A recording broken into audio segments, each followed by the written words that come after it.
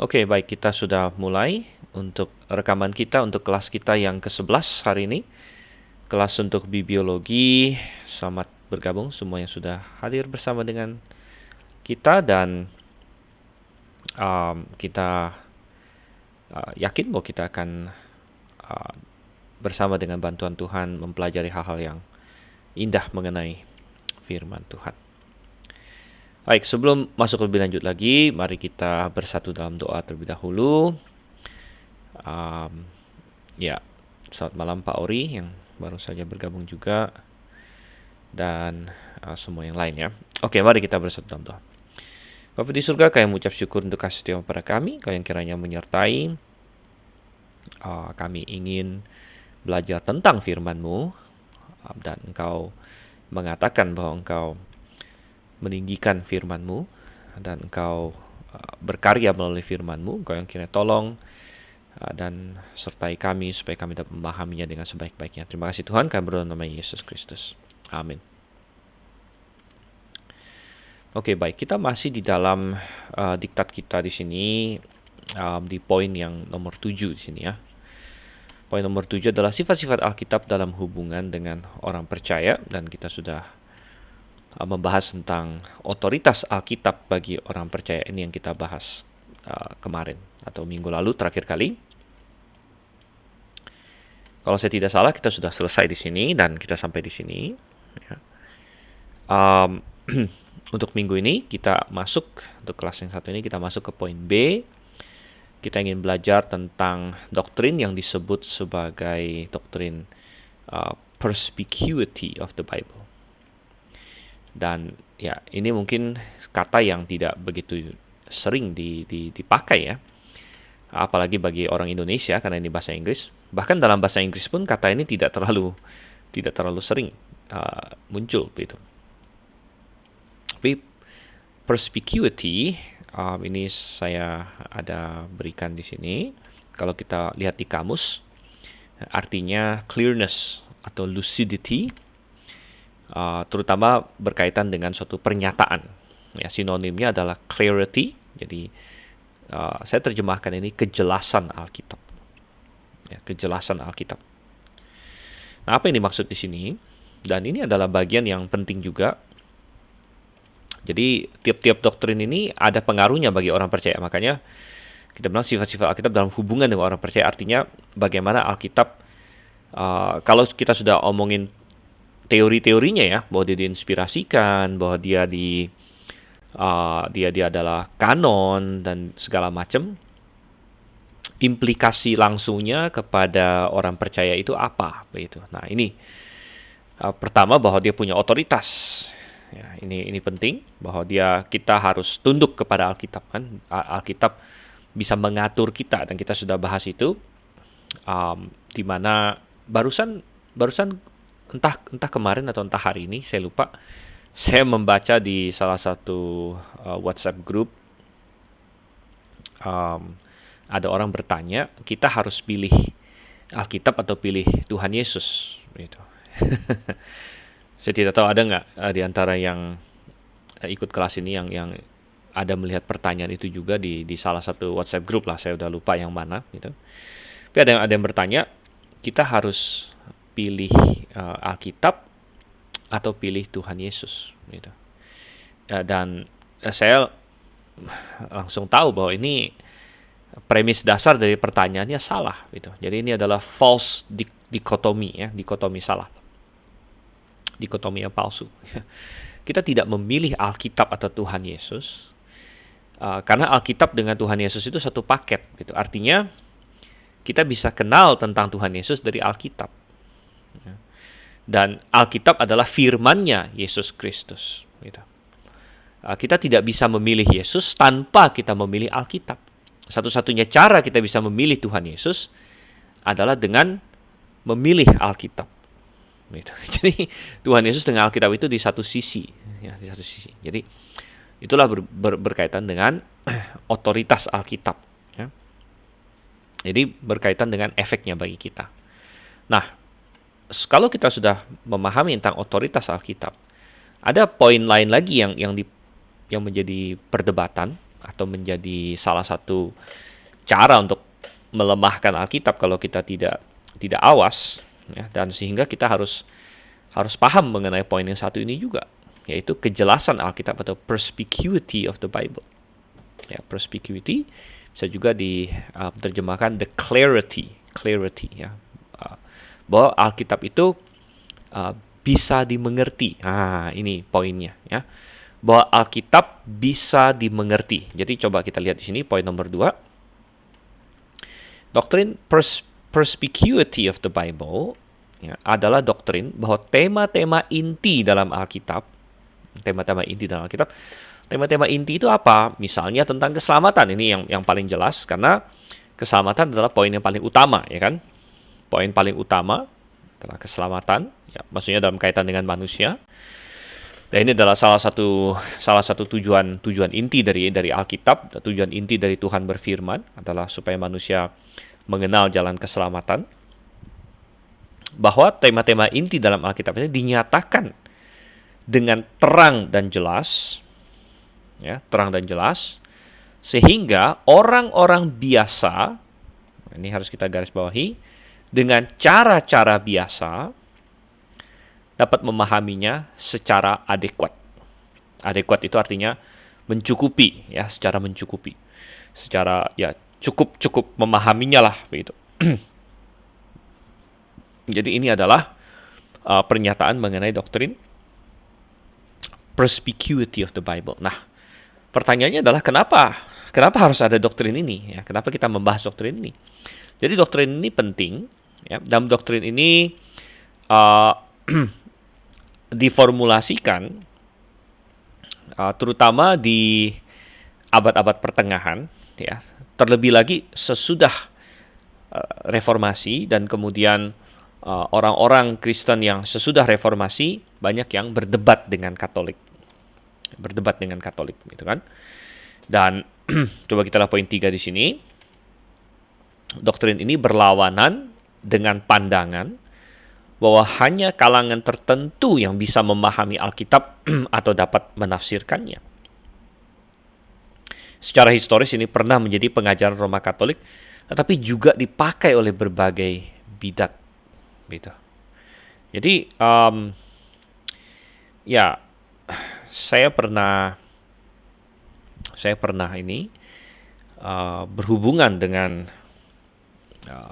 ya, bersoal jawab sedikit. Sebenarnya bukan saya utamanya waktu itu, tapi Pak Suhento, ya. Jadi, tapi saya ada ikut nimbrung juga. Jadi waktu itu belum zamannya terlalu gila WhatsApp atau gimana. Saya lupa pakai apa waktu itu. Mungkin sudah ada WhatsApp, ya, tapi masih sangat awal, atau bahkan mungkin belum. Saya agak lupa apakah masih pakai BlackBerry atau apa gitu. Dan waktu itu kami ada berbincang-bincang dengan seorang dari bidat Saksi Yehova. Saya tidak begitu suka menyebut mereka Saksi Yehova sebenarnya. Bidat Menara Pengawal, ya. Menara Pengawal adalah Watchtower, itu publikasi mereka. Dan setelah diskusi sana sini, ujung-ujungnya dia berkata bahwa mereka, jadi kelompok Menara Pengawal ini, mereka punya berapa orang tua gitu, saya lupa. Kalau nggak salah dia bilang 120 atau pokoknya ada berapa lah, atau 70, saya lupa. Angka persisnya dia sebut.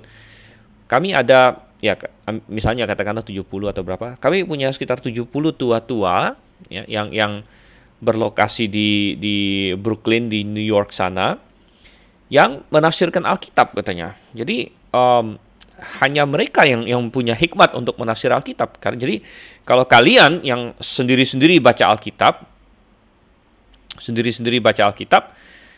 itu tidak bisa memahami, ya, memang harus dari hikmatnya mereka baru benar, begitu. Dia bilang begitu. Ya, jadi ini adalah contoh-contoh pertarungan di mana doktrin perspicuity of the Bible itu sangat penting. Ya, dan secara historis ini pernah menjadi perdebatan dengan Roma Katolik juga, gitu. Roma Katolik, ya. Dan ini saya kaitkan ke ini. Coba saya lihat di sini. Ini, ya, saya kasih warna dulu. warna beda ya. Ya, secara historis ini pernah menjadi pengajaran Roma Katolik. Dan saya kaitkan ini ke poin 5. Ya. Salah satu pertarungan dalam hal doktrin perspicuity of Scripture adalah apakah Alkitab perlu diterjemahkan ke bahasa awam. Nah, ini yang pernah terjadi,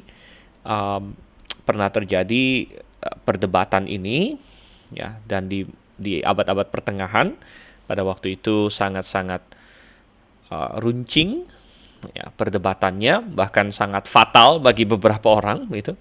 Karena pada waktu itu Katolik punya posisi bahwa Alkitab tidak boleh diterjemahkan ke bahasa-bahasa vulgar. Mereka bilang ya, tidak boleh ke bahasa vulgar. Yang mereka maksud bahasa vulgar adalah bahasa sehari-hari. Tetapi Alkitab harus tetap di dalam bahasa gerejawi. Dan waktu itu yang dimaksud oleh bahasa gerejawi adalah Latin oleh gereja Katolik. Sehingga Alkitab mereka adalah Vulgate.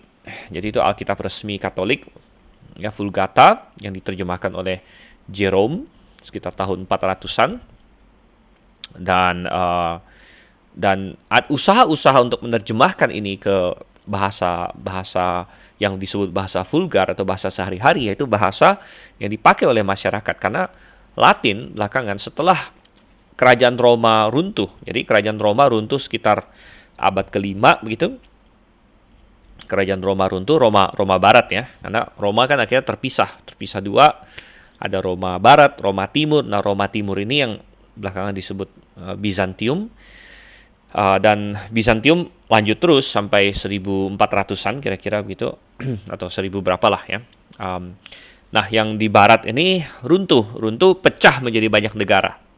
Ya, itulah yang kita sebut Eropa Barat sekarang ya, seperti Jerman, kemudian Prancis ya, Spanyol, Inggris, dan sebagainya. Jadi kerajaan Roma pecah menjadi kerajaan-kerajaan kecil ini, dan bahasa Latin lambat laun menjadi bahasa yang tidak lagi dipakai sehari-hari, jadi bahasa mati, tapi hanya dipakai di kalangan terpelajar, bahasa akademisi, dan bahasa gereja. Jadi hidup dalam medium itu. Gitu. Dan setiap kali ada usaha untuk menerjemahkan ke bahasa lain, seperti bahasa Inggris atau bahasa lain ya, karena kaum Waldensis misalnya ada di Prancis, mereka punya Alkitab dalam bahasa asli mereka, bukan bahasa asli ya, bahasa mereka lah. Dan itu tidak disetujui oleh Katolik. Jadi Katolik punya posisi bahwa Alkitab tidak boleh diterjemahkan, dan alasan mereka apa? Alasan mereka adalah bahwa Alkitab hanya bisa dipahami dengan benar oleh imam-imam Katolik, begitu. Jadi itu alasan mereka. Ya, Alkitab hanya bisa dipahami oleh imam-imam Katolik, dan mereka takut atau mereka berkata bahwa kalau misalnya Alkitab itu diterjemahkan ke bahasa biasa lalu dibaca oleh orang biasa, maka justru orang biasa akan baca dan menjadi kacau. Ini argumen mereka gitu. Menjadi kacau, menjadi tersesatkan karena mereka membaca Alkitab tanpa tuntunan para imam gitu, tanpa tuntunan para imam. Jadi pada waktu itu Katolik mengajarkan orang biasa yang bukan imam Katolik, bukan orang terpelajar Katolik lah, tidak seharusnya, tidak sepatutnya membaca Alkitab begitu ya. Nah, sehingga kita melihat di sini, inilah letak perdebatan doktrin perspicuity of the Scripture. Karena di satu sisi ada yang mengajarkan, oh enggak, kalau kamu mau mengerti Alkitab, kamu harus harus punya jabatan khusus, apakah entah itu imam Katolik, entah itu tua-tuanya menara pengawal tadi di New York sana. Pokoknya hanya ada kelas tertentu. Hanya ada kelas tertentu, kelompok tertentu yang bisa memahami Alkitab, gitu. Ya, kalau kamu orang biasa nggak bisa, gitu. Makanya ya udah, kamu dengerin aja apa pengajaran kami tentang Alkitab, gitu. Ya, dan ini bukan hanya pertanyaan akademis, tapi ini saya katakan tadi sempat menimbulkan konsekuensi-konsekuensi yang cukup fatal, begitu. Orang yang salah satu yang terkenal yang mencoba menerjemahkan Alkitab ke bahasa Inggris misalnya. Yang sangat awal adalah seorang namanya Wycliffe. Ya, Wycliffe, John Wycliffe. Nah, dia sangat terkenal. Dan John Wycliffe itu kira-kira hidupnya sekitar 100 sampai 150 tahun, saya lupa persis, tinggal dibuka sih di Wikipedia atau apa. Dia hidup pokoknya sekitar begitulah, sekitar 100-an tahun sebelum reformasi. Jadi agak sedikit terlambat begitu. Tapi dia sudah punya ide bahwa dia punya suatu dorongan bahwa dia harus menerjemahkan Alkitab ke bahasa Inggris. John Wycliffe ya namanya. Dan dia dipersekusi. Nah, waktu itu dia sempat dilindungin. Dan saya pernah baca biografinya. Kalau Anda tertarik ya, sangat bagus. Saya sangat mendorong orang-orang Kristen untuk membaca biografi tokoh-tokoh Kristen. Ya. Dan ya, bukan berarti semua tokoh yang kita baca kita setuju semua dengan mereka, apalagi sebagai ini ya, orang baptis fundamental, tapi nggak masalah begitu. Artinya kita banyak belajar dari mereka, dan Tuhan tidak hanya bisa memakai orang yang sempurna begitu. Tuhan bisa memakai orang-orang yang tidak sempurna. Saya jadi teringat misalnya Samson salah seorang hakim Israel. Apakah dia adalah seorang hakim yang sempurna? Jelas tidak. Bahkan kita membaca banyak hal yang mungkin bisa kita kritik dari Simpson atau ya bahasa Indonesia Simpson. Misalnya dia masalah dia dengan perempuan lah pada umumnya. Ya dia main pelacur, bahkan dia jatuh kan karena pelacur begitu. Karena Delila dan lain sebagainya, dan kita bisa mengkritik itu ya. Tapi Tuhan toh bisa memakai dia. Ya, dan ya ada banyak. Jadi Wycliffe seorang yang luar biasa, dan dia adalah akhirnya menjadi orang pertama yang tercatat dalam sejarah menerjemahkan Alkitab ya secara lengkap ke bahasa Inggris. Ya, dia dan kemudian dilanjutkan oleh pengikut-pengikutnya. Cuman kelemahan dia adalah dia tidak punya manuskrip ini. Dia tidak punya manuskrip Yunani. Dia nggak punya manuskrip Yunani Ibrani, sehingga dia terjemahkan dari Latin. Jadi dia ambil Vulgate-nya Katolik, kemudian dia terjemahkan. Ya, dia terjemahkan ke bahasa Inggris. Gitu. Dan waktu itu dia dipersekusi. Dan kita bisa melihat kenapa Katolik mau mempersekusi ini. Ya, mereka punya kepentingan. Ya. Kalau misalnya orang biasa membaca Alkitab, akan terlihat jelas kesalahan dan ketidakcocokan antara praktek di gereja pada waktu itu dengan Alkitab begitu. Ya, karena Alkitab mengajarkan ya, misalnya keimamatan orang percaya. Ya.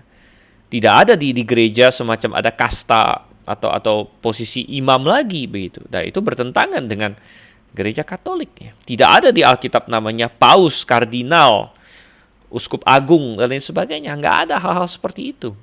Ya kan? Sehingga kalau misalnya orang mulai membaca Alkitab, mereka akan menemukan, loh kok tidak ada gitu. Tidak ada doa sama Santa ini, tidak ada doa sama Maria, tidak ada Ekaristi, tidak ada mengaku dosa kepada imam, dan banyak lagi yang lain gitu. Tidak ada semua itu dalam Alkitab. Nah, kalau orang mulai membaca Alkitab, mereka akan menemukan itu. Makanya betapa powerful ya firman Tuhan itu, powerful ya dia itulah yang Tuhan Yesus katakan, ya kamu akan mengetahui kebenaran dan kebenaran akan memerdekakan kamu. Tetapi ini menggarisbawahi sekali lagi betapa pentingnya doktrin yang mungkin kebanyakan orang nggak pernah dengar ini, yaitu perspicuity of the Bible, bahwa Alkitab bisa dipahami.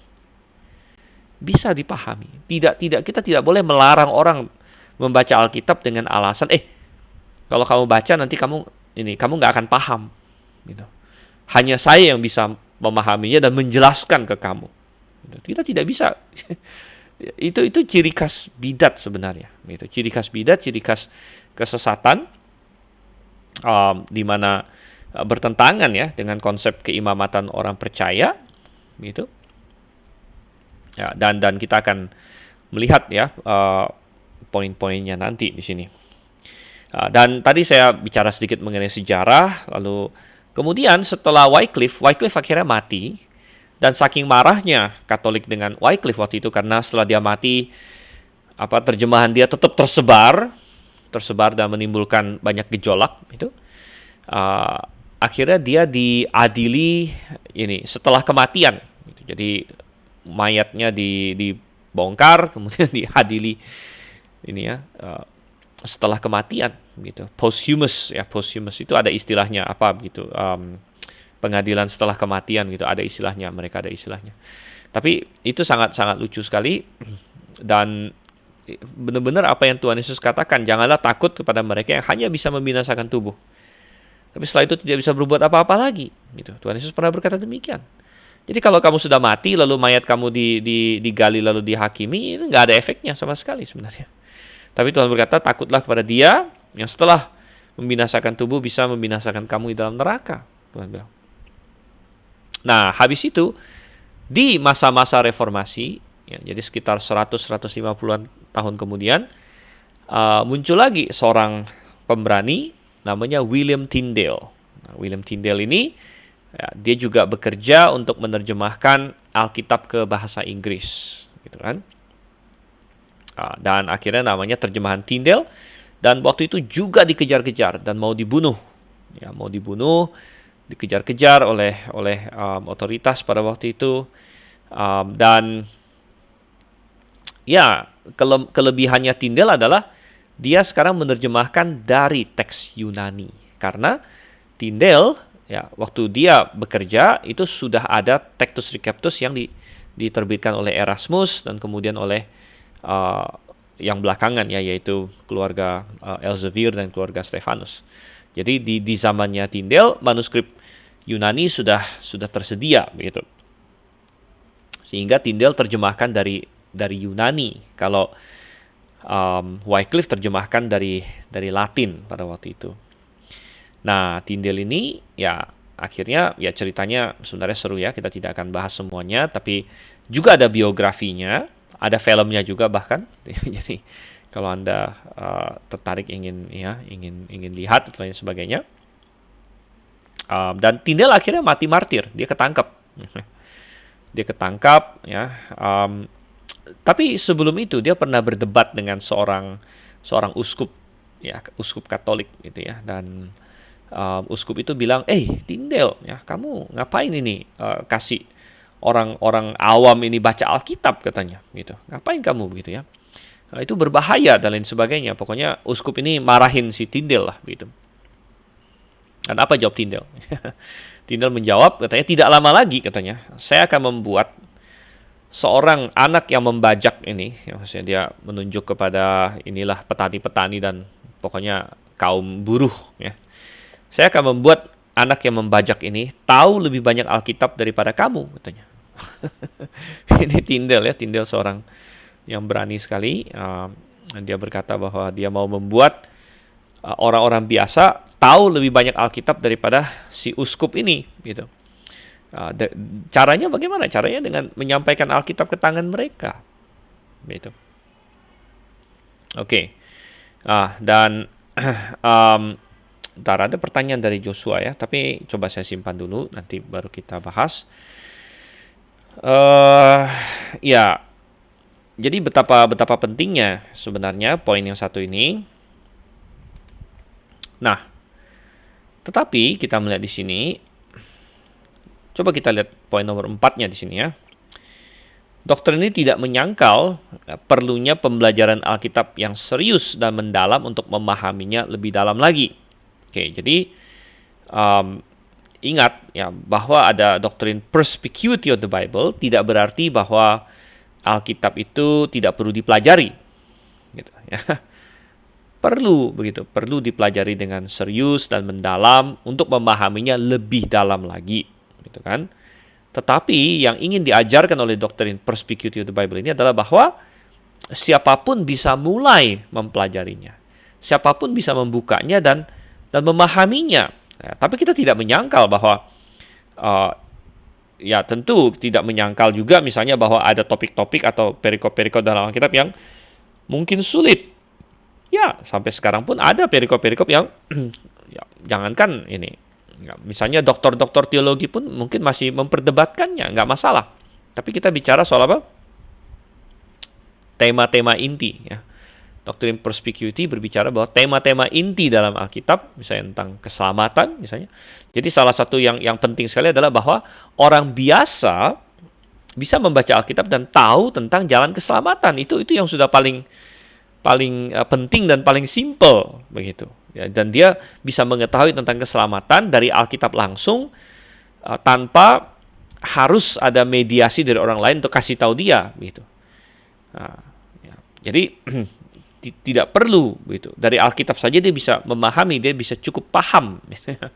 Tapi coba kalau kita balik ke poin 2 ya. Tema-tema inti dalam Alkitab, misalnya tentang keselamatan, dinyatakan dengan terang dan jelas.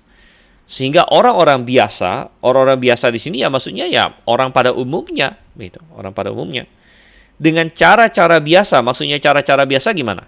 Cara-cara biasa ya maksudnya dibaca, ya kan? Sama seperti saya kasih kamu buku lah, buku apapun ya, buku matematika kah, buku sains kah, bagaimana kamu mau memahaminya gitu? Ya kan dibaca mungkin, direnungkan mungkin, dipikir-pikirkan. Ya itulah cara-cara biasa maksudnya. Nggak perlu misalnya wah, setelah baca Alkitab harus meditasi lalu ada apa gitu kan? Wah, ada koneksi ke apa ke Tuhan apa? Baru bisa paham gitu. Ya, enggak begitu. Enggak ya, karena Roh Kudus bekerja melalui cara-cara biasa. Cara-cara biasa ya membacanya, ya, membacanya, mungkin merenungkannya, memikirkannya, mencocokkan, tadi ini ngomong begini, kemudian di perikop ini ngomong begini, lalu diambil kesimpulan. Itu kan cara-cara biasa, begitu, cara-cara biasa. Ya, dapat memahaminya secara adekuat, gitu, secara mencukupi, gitu ya. Oke. Jadi sekali lagi tidak menyangkal bahwa perlu pembelajaran Alkitab yang serius, gitu, untuk bisa paham lebih dalam lagi. Ya, tidak menyangkal bahwa kadang-kadang memang ada topik atau perikop yang mungkin sulit. Ya, ini bisa saja ada, tapi kita bicara mengenai tema-tema intinya di sini. Ya, jadi tema-tema utama dalam Alkitab dinyatakan dengan cukup jelas bagi orang biasa, gitu. Oke, kita akan masuk di sini. Mengapa kita percaya doktrin perspicuity of the Bible? Bukan saja tadi ya, yang saya sudah omongkan secara sejarahnya dan lain sebagainya, dan bahwa kalau misalnya Alkitab ini tidak bisa dibaca oleh orang biasa, berarti doktrin keimamatan orang percaya juga gugur begitu. Gugur. Karena keimamatan setiap orang percaya berarti kan tiap-tiap orang percaya adalah imam, masing-masing orang berhubungan langsung dengan Tuhan. Nah, kalau misalnya baca firman Tuhan saja kita nggak bisa, melainkan harus ada orang lain, ya ini ya kita tidak bisa, nggak ada gunanya kita menjadi imam sebenarnya, gitu. Oke, tapi coba kita lihat dulu, ada pertanyaan dari Joshua. Pak, bagaimana dengan suatu aliran gereja yang mengatakan bahwa Alkitab adalah penghalang bagi Allah untuk menyatakan karya baru Allah melalui Roh Kudus? Ya, mereka menganggap bahwa Alkitab sudah usang sehingga tidak berlaku lagi untuk masa kini dan harus disempurnakan dengan pekerjaan Roh Kudus masa kini. Ya, baik. Jadi tentunya pandangannya adalah pandangan yang sangat-sangat menyesatkan dan super ngaco sebenarnya, super ngaco.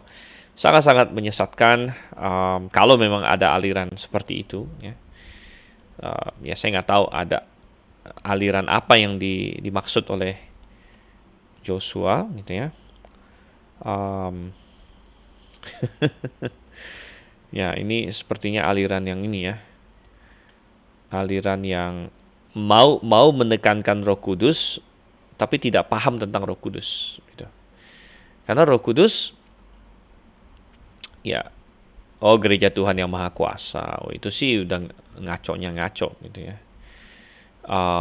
Itu kan yang di Cina itu maksudnya kan, yang di Cina. Jadi ya itu sih memang bidat ya. Jadi kita bilang bahwa Alkitab itu adalah karyanya Roh Kudus gitu. Alkitab itu karya Roh Kudus. Ya, Alkitab itu karya Roh Kudus, dan Roh Kudus nama lainnya adalah Roh kebenaran. Ya, dan justru Roh Kudus bekerja melalui firman Tuhan. Gitu.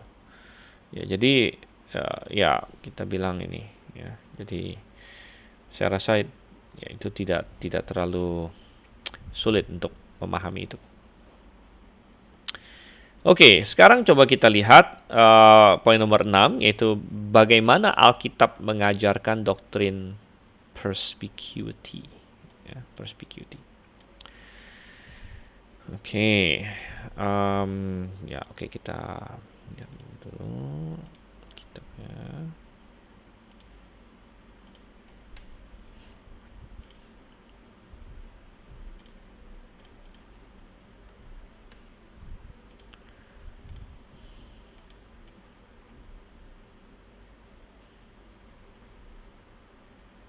Oke.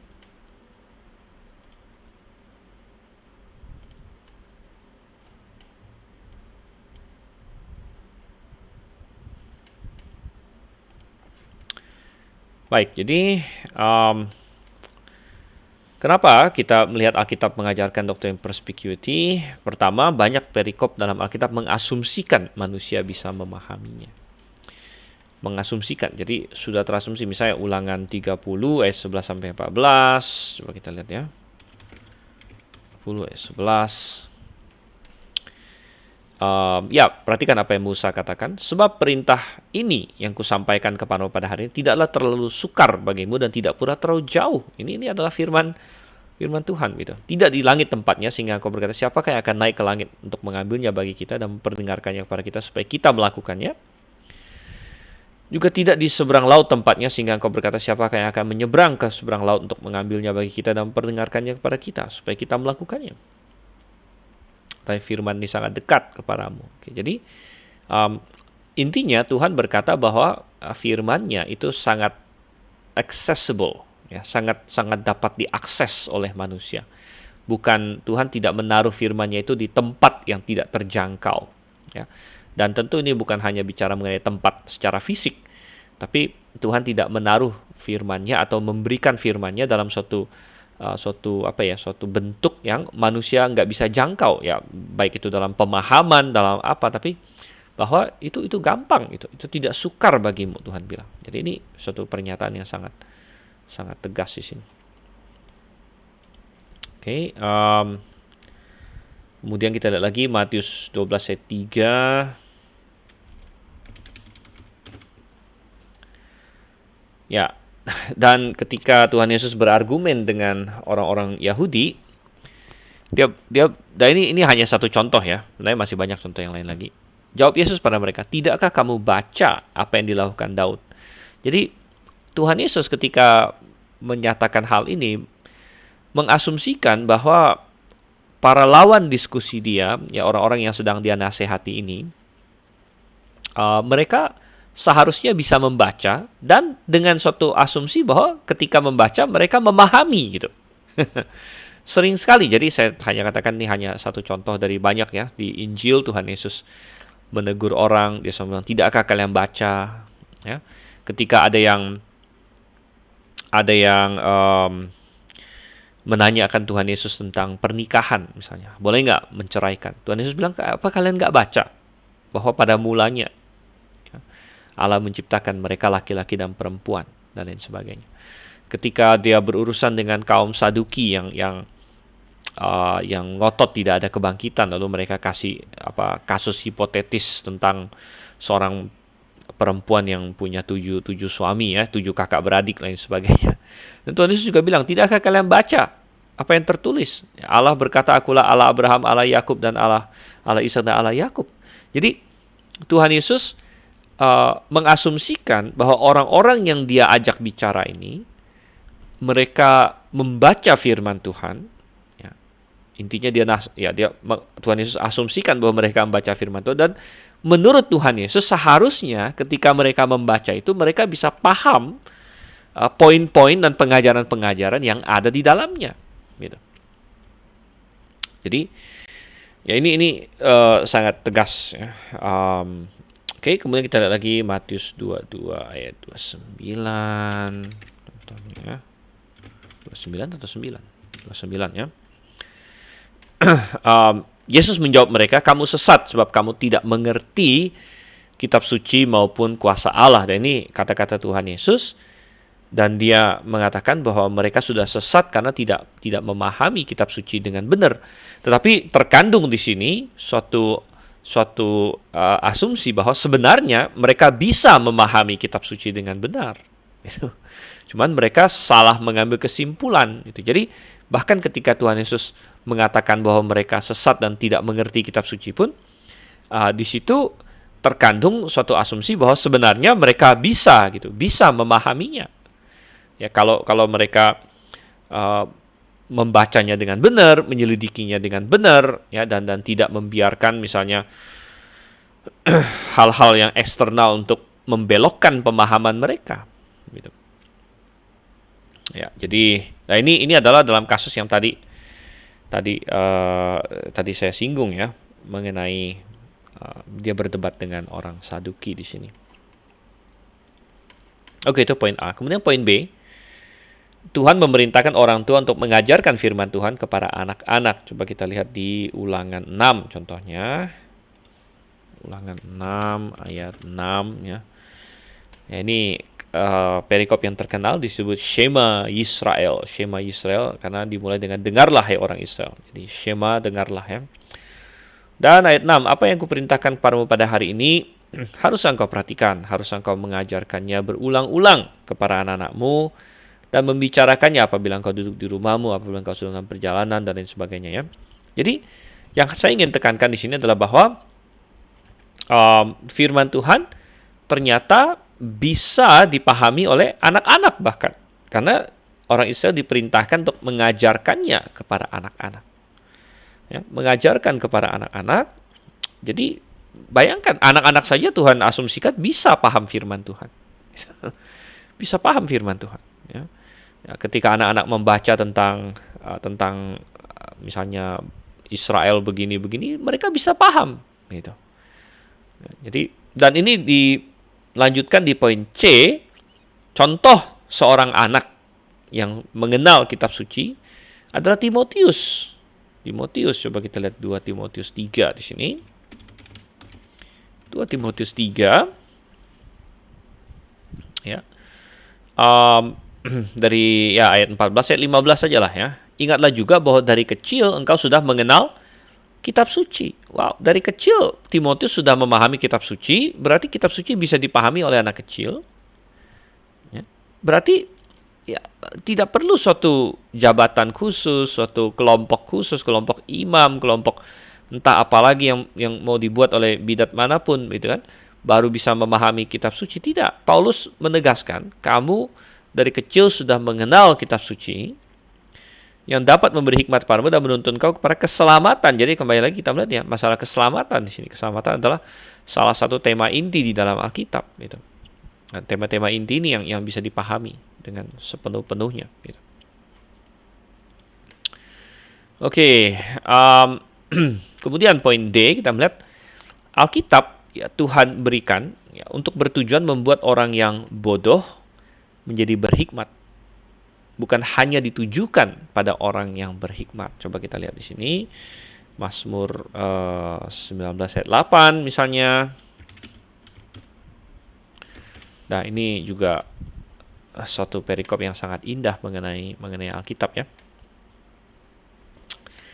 Taurat Tuhan itu sempurna, menyegarkan jiwa. Peraturan Tuhan itu teguh, memberikan hikmat pada orang yang tidak berpengalaman. Jadi ini adalah salah satu contoh ayat yang menegaskan bahwa Tuhan tidak menulis firman-Nya hanya untuk orang berhikmat. Karena kalau misalnya menurut klaim-klaim seperti itu kan, oh cuman orang yang berhikmat yang boleh baca Alkitab. Cuman orang yang sudah pintar, yang sudah terpelajar, hanya imam-imam gereja tertentu yang boleh baca Alkitab. Karena yang lain terlalu bodoh untuk memahaminya gitu kan.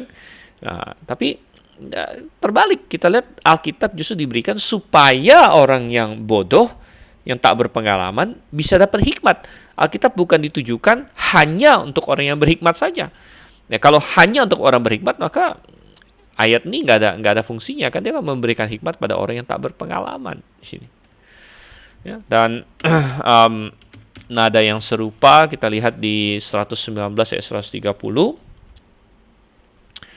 Bila tersingkap firman-firman-Mu memberi terang, memberi pengertian kepada orang-orang bodoh. Sekali lagi ya, firman Tuhan memberi pengertian kepada orang bodoh. Gitu. Jadi memang ditujukan untuk membuat orang bodoh menjadi pintar sebenarnya. Menjadi mengerti, kita yang tadinya bodoh, kita menjadi mengerti gitu. Ya, jadi ya sangat-sangat jelas sekali istinya ini ya mendukung perspicuity of the Bible.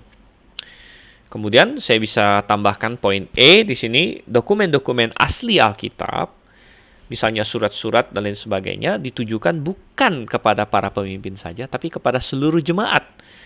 Nah, dan kita tidak usah buka semua ini, tapi Anda boleh lihat pembukaan tiap-tiap surat yang Paulus tulis, misalnya 1 Korintus 1 ayat 2, yang ditujukan kepada siapa? Orang-orang kudus yang ada di Efesus. Dan orang kudus di sini maksudnya semua orang percaya di sini.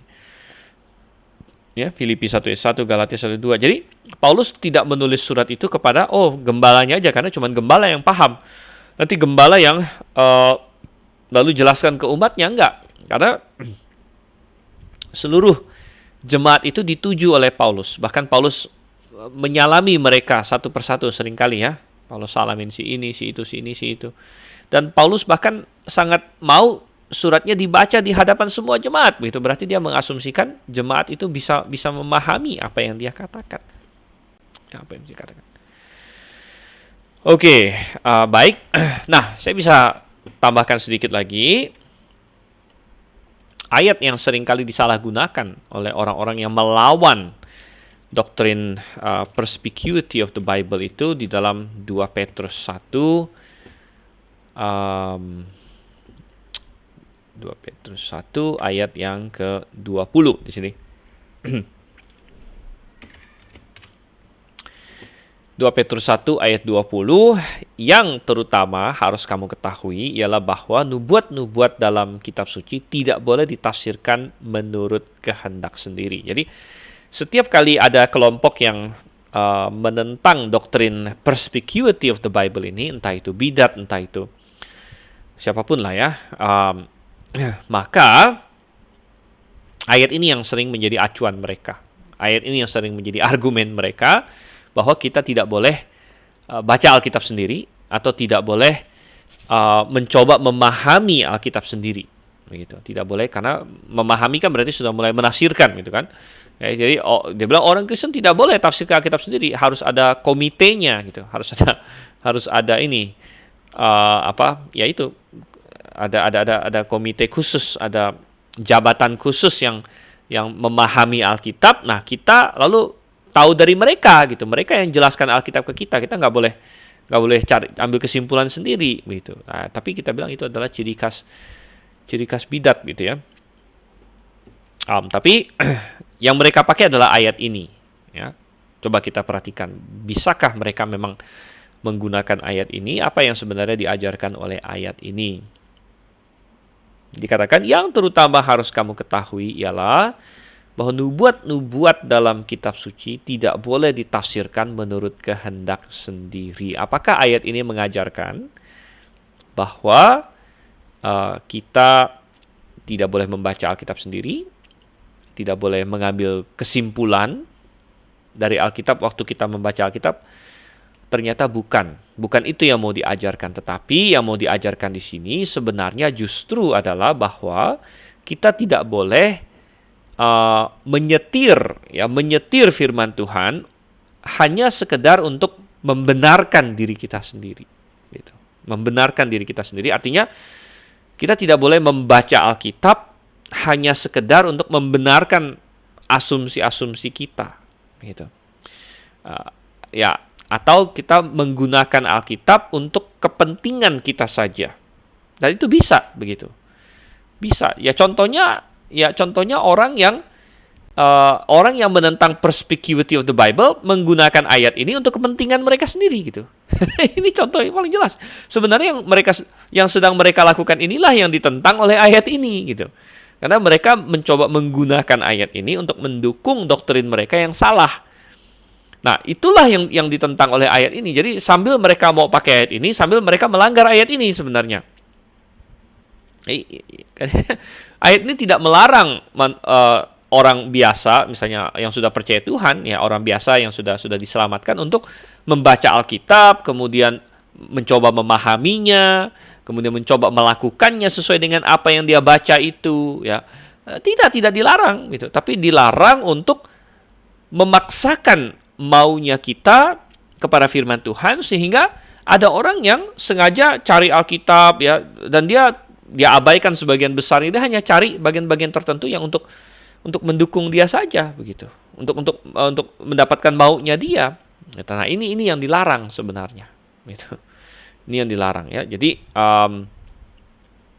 kita harus memahami Alkitab sebagai firman Tuhan. Jadi firman Tuhan berkuasa atas kita. Yang tadi yang poin yang kita bicarakan minggu lalu, ya, bahwa Alkitab yang berotoritas atas kita, bukan kita yang mendikte Alkitab mesti ngomong apa gitu.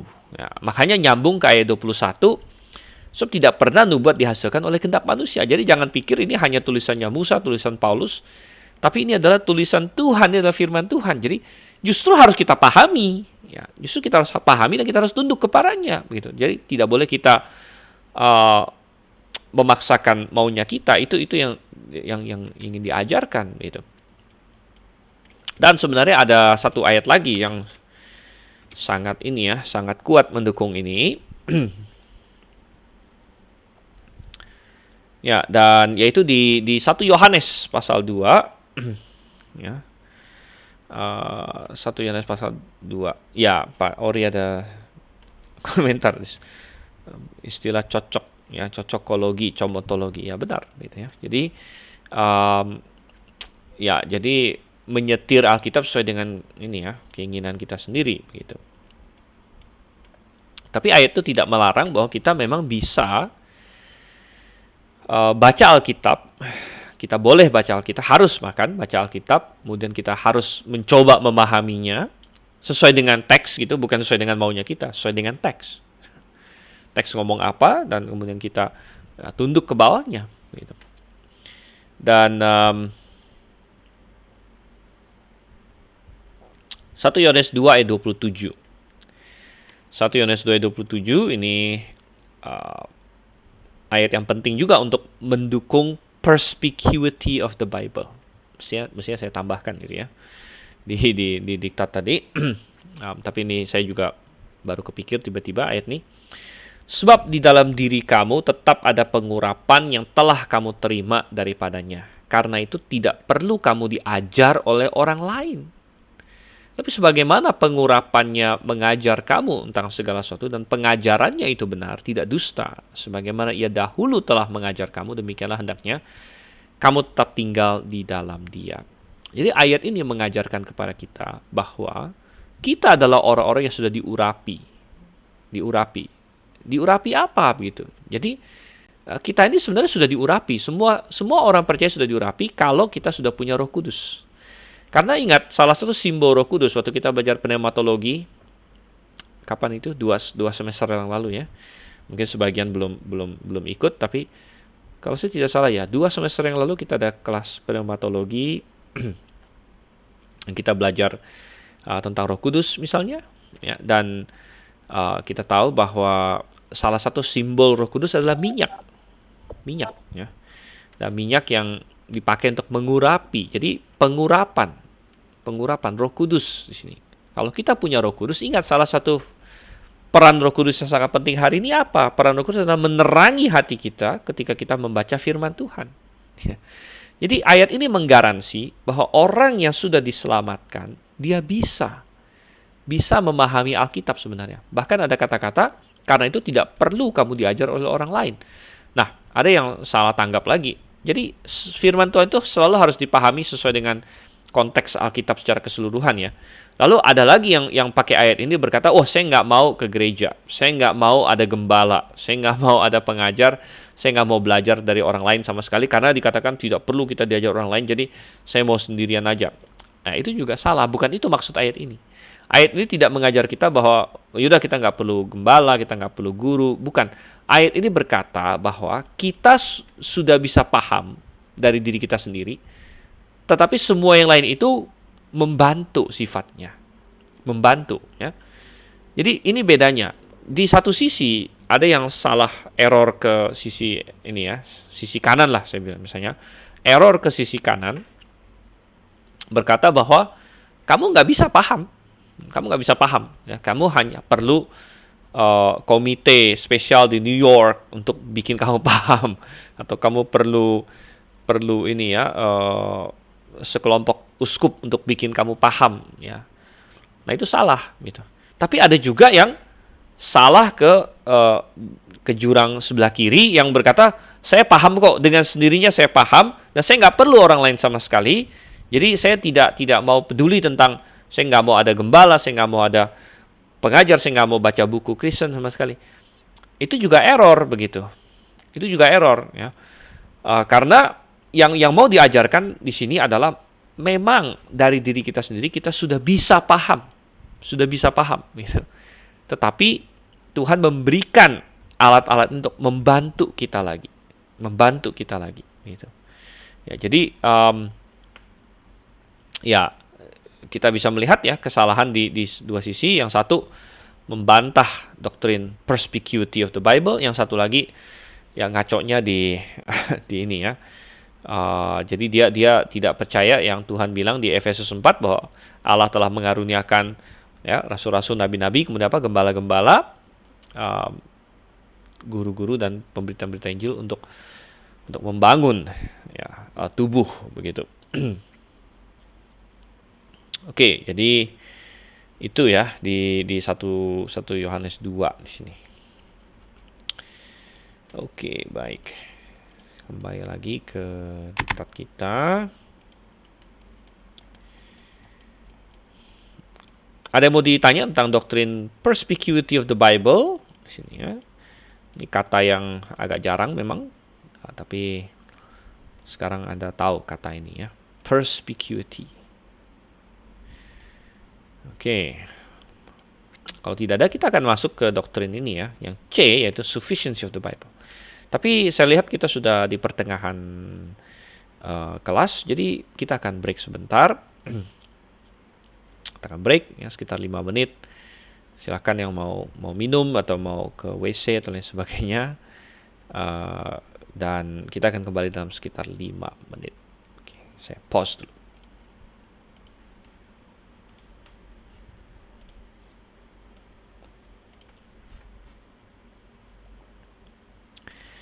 Ya, dan kita sekarang masuk setelah tadi break sebentar ke C, yaitu doktrin yang kita sebut sufficiency of the Bible.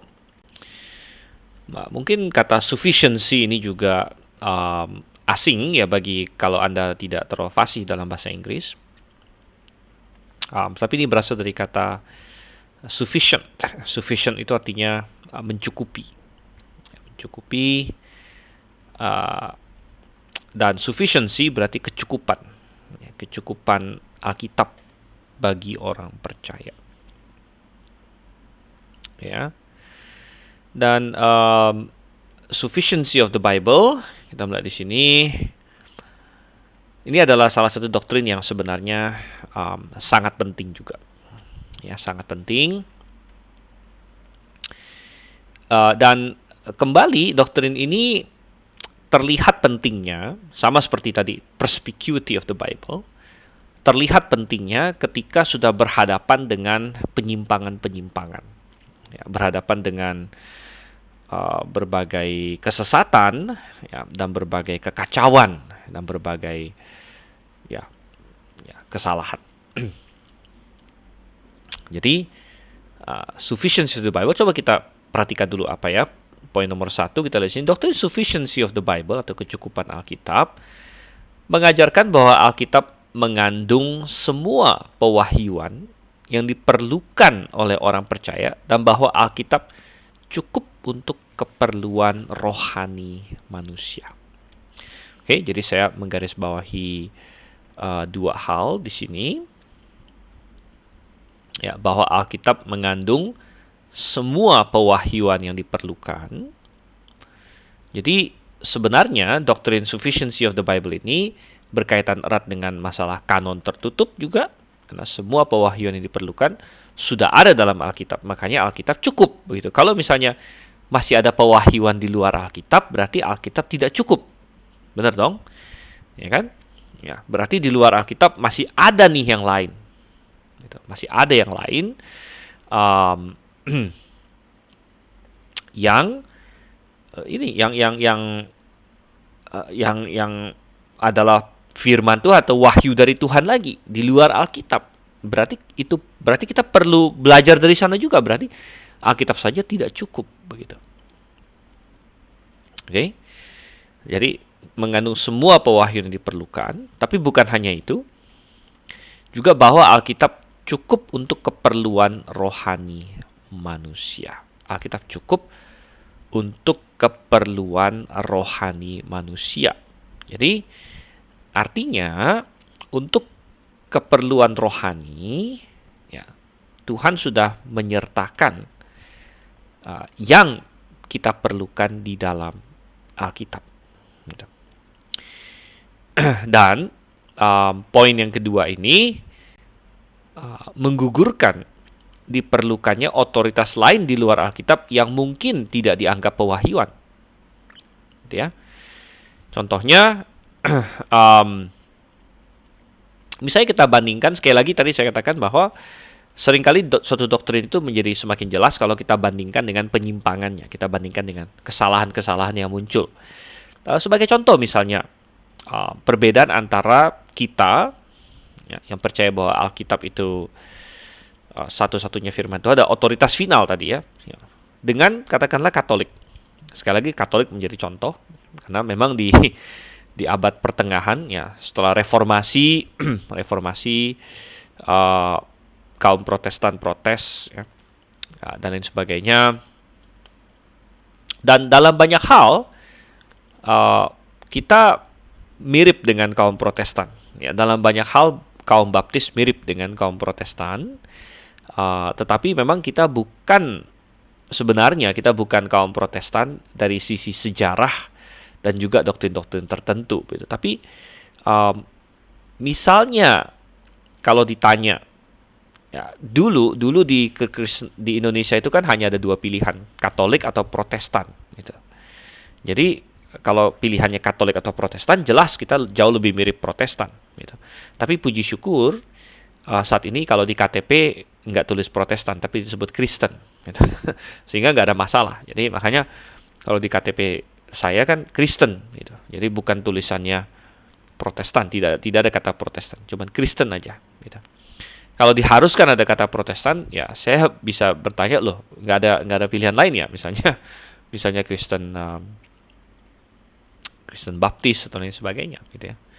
Nah, yang belakangan ini muncul kan yang mencoba mulai atau banyak bergaung juga adalah Ortodoks. Nah, Ortodoks sebenarnya juga bukan Protestan dan bukan Katolik, begitu. Bukan Protestan, bukan Katolik. Jadi ada Ortodoks. Ortodoks ini apa? Ortodoks adalah tadi kan kita bilang, sempat saya singgung bahwa sekitar tahun 500-an atau sekitar begitulah ya, terjadi perpecahan kerajaan Romawi Barat, Romawi Timur. Nah, Romawi Barat ini gerejanya adalah Katolik gitu. Sedangkan Romawi Timur ini yang akhirnya menjadi kerajaan Bizantium, namanya gereja Bizantium atau gereja Ortodoks akhirnya namanya. Gereja Ortodoks gitu. Tapi Ortodoks dengan Katolik ada banyak kemiripan secara struktural dan lain sebagainya. Misalnya sama-sama memiliki struktur yang mengerucut, di mana kalau misalnya Katolik dia mengerucut kepada paus, sedangkan Ortodoks dia mengerucut kepada patriark dan lain sebagainya. Dan masing-masing memiliki otoritas yang di luar Alkitab, yaitu apa? Tradisi atau tulisan bapak-bapak gereja yang mereka sebut. Ya. Jadi Alkitab ya tidak berdiri sendiri saja, tapi di samping dia ada juga yang ya boleh dibilang dianggap sama begitu oleh mereka, yaitu tulisan bapak-bapak gereja yang mereka sebut sebagai tradisi gereja. Ya. Dan kita bilang itu juga melanggar doktrin sufficiency of the Bible. Sufficiency of the Bible. Karena Alkitab saja sudah cukup untuk keperluan rohani manusia. Ya. Oke, itu salah satu contohnya. Kemudian kita lihat poin nomor 2. Bagaimanakah Alkitab mengajarkan doktrin ini? Ya, bagaimana Alkitab mengajarkan doktrin ini? Coba kita lihat melalui pernyataan langsung. Contohnya kita lihat di sini. Coba kita buka deh ayat-ayatnya.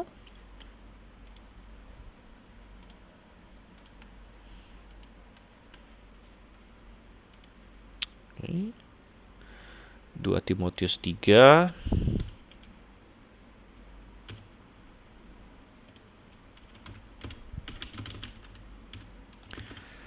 Tadi kita baca ayat 15-nya, sekarang kita lihat ayat 16-nya. Dan ini, ya, ayat ini kalau di kelas biologi mestinya sudah lumayan hafal ya. Minimal Anda tahu lah ayat ini. Segala tulisan yang diilhamkan Allah. Jadi, sudah pernah kita bahas bahwa terjemahan ini kurang bagus ya. Mestinya seluruh kitab suci. Seluruh kitab suci itu diilhamkan Allah dan memang bermanfaat untuk mengajar, untuk menyatakan kesalahan, untuk memperbaiki kelakuan, dan untuk mendidik orang dalam kebenaran.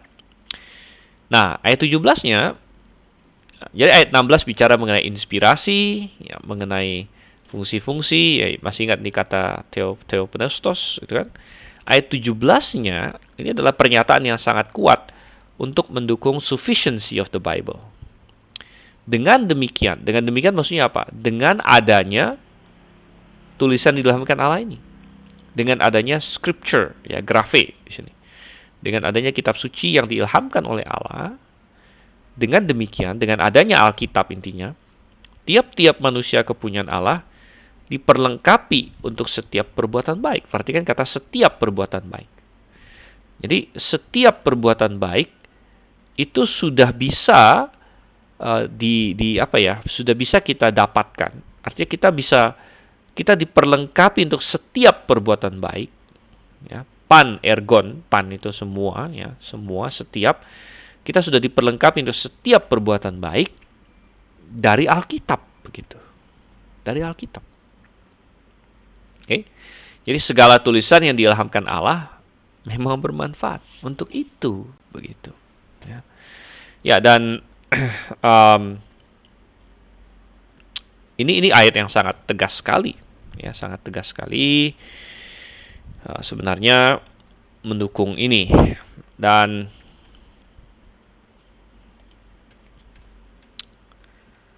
oke, tetapi tentunya ya, atau coba kita buka lagi deh yang Mazmur ini, Mazmur 19. Mazmur 19 ini juga tadi sudah kita baca ya, tapi kita mau baca semuanya. Ini adalah Mazmur yang indah. Ada 3 ayat di sini. Dari ayat, kalau di bahasa Indonesia ayat 8 sampai ayat 10.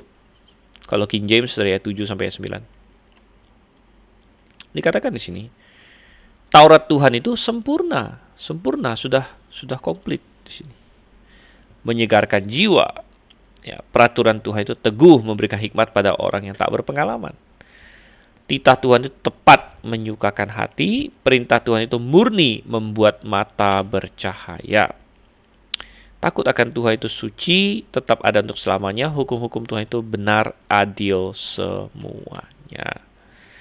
Oke, jadi kita melihat di sini.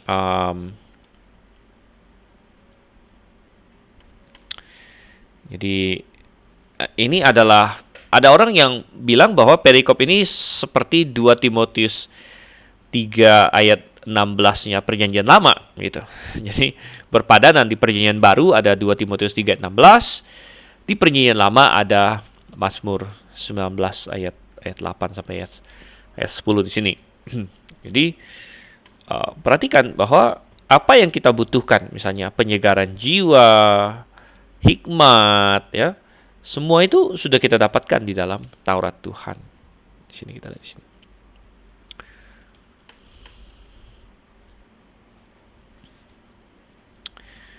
Oke, kemudian kita lihat lagi di sini, ya. B, melalui fakta bahwa iman orang percaya diberikan pada satu masa, yaitu Yudas 3. Yudas 3 ini bukan pasalnya ya, tapi ayatnya, karena Yudas hanya ada satu pasal. Yudas 1 ayat 3. Dan dikatakan, saudara-saudaraku yang kekasih, sementara aku bersungguh-sungguh berusaha menulis kepada kamu tentang keselamatan kita bersama, aku merasa terdorong untuk menulis ini kepada kamu dan menasihati kamu, supaya kamu tetap berjuang untuk mempertahankan iman yang telah disampaikan pada orang kudus. Dan sebenarnya terjemahan bahasa Indonesia di sini juga kurang tegas menerjemahkan kata once dalam bahasa KJV di sini, dalam bahasa Inggris. To the faith which was once delivered. Once di sini berasal dari kata hapax ya, dalam bahasa Yunani. Jadi sebenarnya ada penekanan iman yang telah pada suatu masa atau satu ketika disampaikan pada orang-orang kudus. Ya. Jadi penekanannya atau pengajarannya di sini adalah bahwa iman yang disampaikan pada orang kudus ini maksudnya adalah isi dari iman kita, apa yang kita percayai. Ya, maksudnya adalah firman Tuhan sebenarnya di sini. Dan bahwa karena yang kita imani kan firman Tuhan, Alkitab. Kita mengimani Alkitab. Gitu. Jadi bahwa isi dari iman kita yaitu firman Tuhan, yaitu Alkitab, itu telah disampaikan pada satu ketika, pada satu masa, begitu. Once tadi itu ya, hapax di sini. Kepada orang-orang kudus, begitu. Dan penekanannya adalah bahwa Tuhan menyampaikan pewahyuannya untuk zaman gereja ini dalam satu masa, yaitu masa apa? Yaitu yang kita sebut sebagai masa rasul-rasul. Masa rasul-rasul, pada masa itulah Tuhan memberikan iman ini, menyampaikan iman, gitu. Menyampaikan apa yang harus kita imani, gitu kan? Melalui para rasul yang adalah dari sekitar tahun 30-40 Masehi sampai dengan tahun 90-an Masehi. Jadi kurun waktu sekitar 50-an tahun di situ. Ya. Dan ini memberitahu kita bahwa Tuhan tidak memberikan pewahyuannya dengan cara kayak netes-netes terus di sepanjang 2000-an tahun ini gitu. Tuhan kasih sedikit pewahyuan di abad pertama, lalu sedikit pewahyuan di abad kedua. Jadi karunia itu berlanjut terus gitu kan. Sedikit pewahyuan di abad 3, sedikit pewahyuan di abad 4, tidak ya. Tapi Tuhan berikan once. Ya,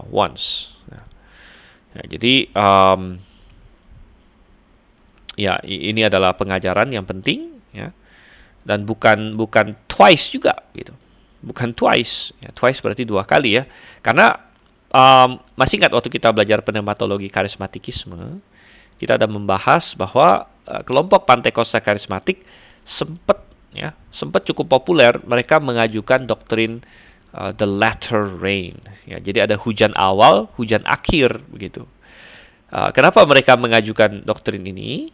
Masih ingat? Hujan awal, hujan akhir. Masih ingat nggak? Siapa yang ikut ini? Pneumatologi dan karismatikisme. Ayo.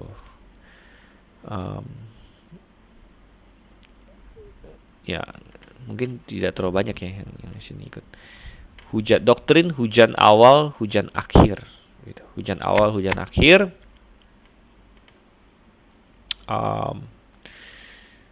Jadi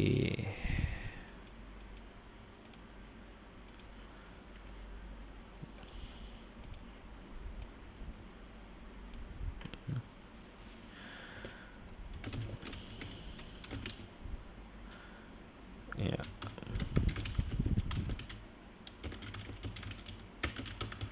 Akhirnya jadi ada apa? The early rain, latter rain ya. Ya, Pak Ori bilang ada pewahyuan tambahan. Ya, oke, benar. Ya, tapi mereka menjelaskannya begini maksudnya. Jadi mereka bilang, ya, Tuhan kasih hujan awal, hujan akhir, dan ini doktrin ini mereka kembangkan karena begini, gerakan Pantekosta karismatik itu kan munculnya di awal abad 20 sebenarnya. Itu kan si William Seymour punya kerjaan kan. Jadi kita bilang kebanyakan ya, atau gereja-gereja Pantekosta mulainya abad 20 awal gitu. Sehingga muncul pertanyaan, kalau memang karunia-karunia pewahyuan, ya, misalnya nubuat, ya, bahasa lidah, dan sebagainya, memang masih ada, di manakah itu semua dari abad 2 sampai 20 begitu? Di mana itu semua? Ups. Oke, mesti ada tanda tanya sini ya. Nah, di mana itu semua, ya kan?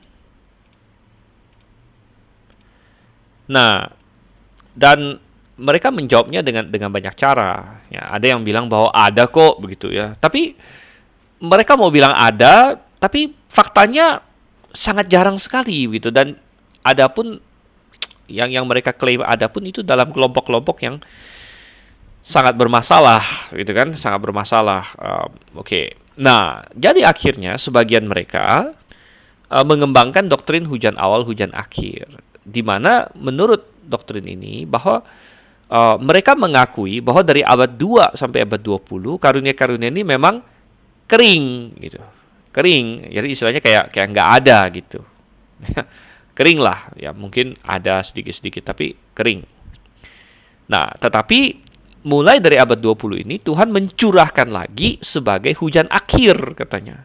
Jadi di abad pertama itu hujan awal, lalu kering. Nah, lalu di abad 20 mulai lagi hujan akhir kata mereka begitu. Jadi sebenarnya doktrin hujan awal hujan akhir ini adalah usaha mereka untuk menjawab serangan. Loh, katanya karunia pewahyuan masih ada, tapi kenapa munculnya di abad 20, di abad 3 di mana, di abad 4 di mana, di abad 5 di mana? Kalau misalnya karunia-karunia pewahyuan itu memang masih ada terus setelah para rasul, mestinya kan gereja-gereja Pantekosta itu kan ada terus sepanjang zaman gitu. Gereja-gereja yang mempraktekkan ini, yang mempraktekkan bahasa lidah, yang mempraktekkan sisi A berdiri bernubuat segala macam, itu kan mestinya ada terus. Di abad 3 ada, di abad 4 ada, di abad 5 ada. Tapi kan pada kenyataannya nggak ada gitu. Di abad-abad itu nggak ada. Ya. Nah, salah satu cara mereka menjawab itu adalah mereka bilang, oh ya memang kering waktu itu, memang kering. Tapi sekarang ini hujan akhir gitu ya. Jadi ada pencurahan di awal abad pertama zaman rasul-rasul, dan ada pencurahan di terakhir karena mereka bilang, oh kita ini udah di ujung-ujung nih, di ujung-ujung zaman gereja begitu. Jadi ini hujan akhir menurut mereka begitu ya. Tetapi ya saya tidak akan panjang lebar membahas itu karena itu di kelas ini ya, pneumatologi karismatikisme. Tetapi saya hanya ingin mengaitkannya dengan Yudas 1 ayat 3. Doktrin ini bertentangan dengan kata hapax tadi ya. Hapax itu terjemahkan once, pada satu masa atau sekali gitu ya. Sekali gitu, pada satu masa. Karena kalau menurut doktrin hujan awal hujan akhir ini berarti penyampaian iman, penyampaian pewahyuan itu terjadi 2 kali gitu, 2 kali. Yaitu di hujan awal itu, kemudian di hujan akhir berarti 2 kali. Nah, kalau 2 kali dalam bahasa Inggris, dalam bahasa Yunani itu dis. Jadi bukan kata dis, ya, dis. Ya. Dari duo atau bisa duo atau dis itu. Tapi kita melihat di sini Alkitab mengatakan once, ya, once, ya, sekali. Ya, jadi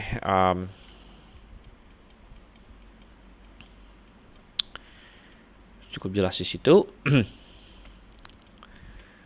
Nah, lalu kita lihat, ya, tapi ingat bahwa penyimpangan ini terhadap doctrine sufficiency of the Bible ini tidak hanya mengenai wahyu tambahan, ya, tetapi apapun yang kita taruh, ya, setara dengan Alkitab, tidak perlu diklaim itu wahyu. Tapi kalau kita menganggap itu setara Alkitab, itu sudah melanggar sufficiency of the Bible. Seperti tadi saya katakan, misalnya ada orang menaruh tradisi gereja. Mereka tidak berkata tradisi gereja itu pewahyuan. Tapi tradisi gereja itu mereka taruh seimbang dengan Alkitab. Nah, itu sudah kacau. Gitu. Ya, sudah kacau. Dan contohnya ada di C. Contohnya ada di C. Galatia 1 ayat 8 dan Kolose 2 ayat 8. Nah, ini contoh ya. Coba kita lihat deh. Lihat Galatia 1 ayat 8.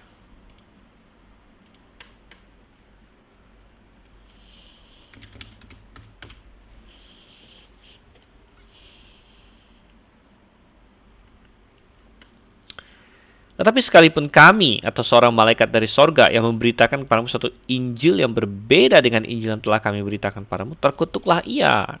Jadi Paulus sudah mengajarkan Injil yang benar kepada jemaat-jemaat di Galatia, dan Paulus berkata bahwa kalau ada Injil yang lain daripada itu, berarti kan ada pewahyuan tambahan yang lain nih. Ya.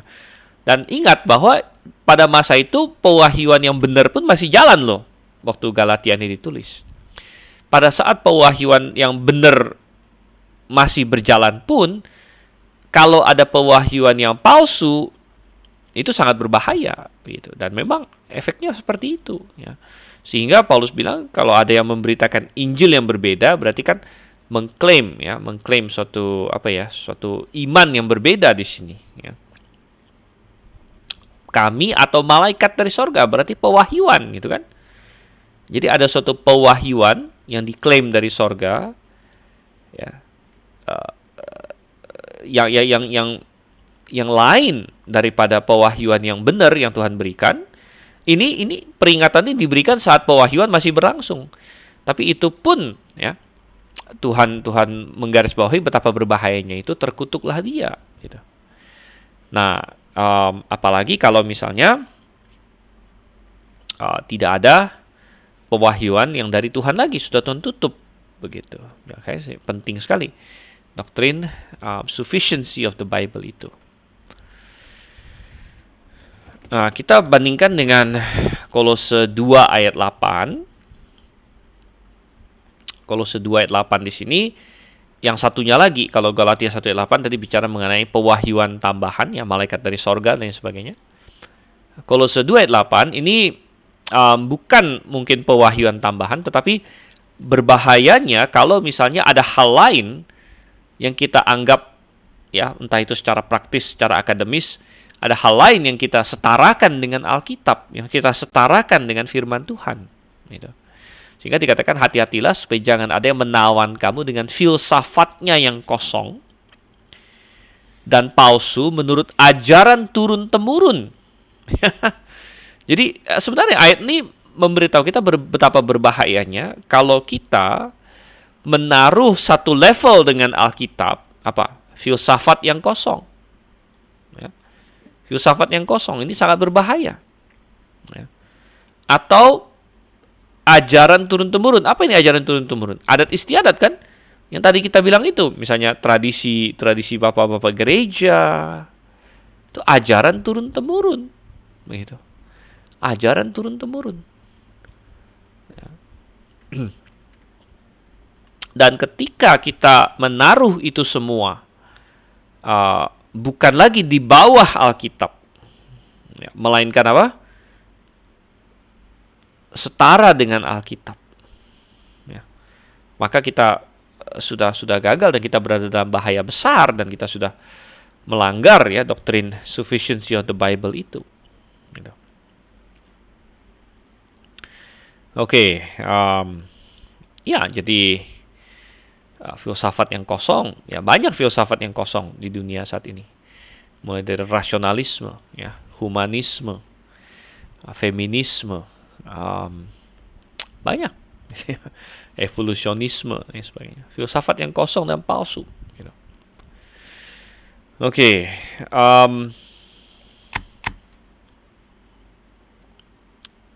kita lanjut di sini.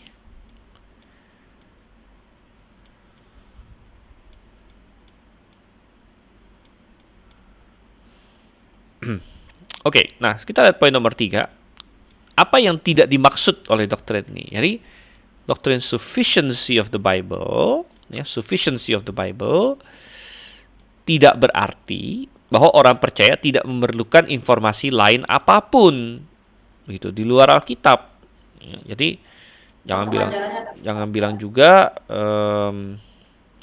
misalnya misalnya ada anak yang males belajar gitu kan, disuruh belajar matematika. Wah, nggak mau. Saya kan sufficiency of the Bible. Mau belajar Alkitab doang. Wah, sok rohani sekali gitu kan. Ya bukan. Gitu, bukan. Ya. Mengapa? Ya nggak masalah. Gitu. Karena ketika kita belajar hal-hal lain, misalnya belajar matematika, belajar IPA, belajar teknik, belajar biologi, belajar fisika, itu semua cocok dengan Alkitab. Artinya gini, di dalam Alkitab pun ada mandat bagi kita untuk mempelajari semua itu, gitu. Yaitu apa? Ya macam-macam. Misalnya, kenapa kita belajar fisika dan biologi? Ya kan ada mandat Tuhan, penuhilah bumi dan taklukkanlah itu. Jadi manusia punya mandat untuk menaklukkan dunia, menguasai bumi ini. Berarti kita harus menguasai cabang-cabang ilmu ini, ya kan? Jadi nggak masalah ketika kita mempelajari hal-hal lain, asal itu di bawah Alkitab gitu, ada mandatnya di dalam firman Tuhan, ya nggak masalah, gitu, nggak masalah. Cuman kalau misalnya yang kita pelajari adalah horoskop, lalu cara berkomunikasi dengan roh jahat dan sebagainya, ya itu sudah jelas salah karena itu bertentangan dengan Alkitab, gitu. Nah, jadi tidak dimaksudkan bahwa orang percaya tidak memerlukan informasi apapun. Tidak juga dimaksudkan B, bahwa orang percaya tidak boleh belajar hal-hal rohani dari buku, khotbah, seminar, dan lain sebagainya. Gitu. Bukan itu yang dimaksud. Sama seperti tadi sudah kita bahas 1 Yohanes 2 ayat 27 kan, bahwa pengurapan Tuhan ada pada kita, sehingga kita tidak perlu orang lain mengajar kita, tapi bukan berarti tidak boleh begitu. Melainkan hanya bahwa sebenarnya Tuhan sudah memperlengkapi kita, tapi Tuhan kasih yang lain-lain itu bisa menjadi alat pembantu gitu. Cuman bukan sesuatu yang esensial, semacam suatu mediator gitu. Ya. Jadi gembala sidang itu bukan mediator antara kamu dengan Tuhan. Tapi gembala sidang adalah berkat yang Tuhan berikan ya, untuk membantu gitu, membantu kita memahami firman Tuhan sebenarnya. Ya. Tapi bukan perantara, ya, bukan perantara. Gitu. Kunci pemahaman Alkitab bukan ada di tangan gembala, lalu kamu harus ke gembala dulu minta kuncinya, baru bisa ngerti. Enggak. Kamu bisa ngerti dengan diri kamu sendiri. Cuman ini Tuhan kasih ya gembala, guru, penginjil, ya kan, untuk menolong, membantu begitu. Tapi sebenarnya dari tiap-tiap orang yang sudah punya Roh Kudus itu bisa memahami sebenarnya. Ya, bisa memahami. Ya, asal kita mau belajar, ya mau menggali firman Tuhan gitu. Jadi sama dengan doktrin sufficiency of the Bible di sini, ya. Bukan berarti tidak boleh belajar hal rohani dari buku, ya. Khotbah seminar, karena selama semua buku khotbah seminar tersebut fungsinya adalah untuk membantu memahami Alkitab itu, maka tidak ada masalah dengan sufficiency of the Bible. Karena semua ini adalah untuk memahami Alkitab, begitu. Nah, ya, jadi ini supaya tidak salah pengertian, ya. Oke, baik. Dengan demikian selesai kita poin 7 ini ya. Nah, berkaitan dengan sufficiency of the Bible sebagai poin yang paling terakhir di Romawi 7 ini, sebenarnya langsung nyambung masuk ke poin 8. Karena doctrine sufficiency of the Bible inilah yang paling diserang, ya. Salah satu serangan yang paling dahsyat terhadapnya adalah ya ini, yaitu nanti poin A, ketika ada melanjutkan karunia-karunia pewahyuan, gitu ya, melanjutkan karunia-karunia pewahyuan. Ini adalah salah satu serangan praktis terhadap Alkitab. Tapi sebelum kita masuk ke sana, apakah ada pertanyaan mengenai poin 7 ini? Sufficiency of the Bible, perspicuity of the Bible. Ya, kalau ada pertanyaan, silakan ditanya dulu.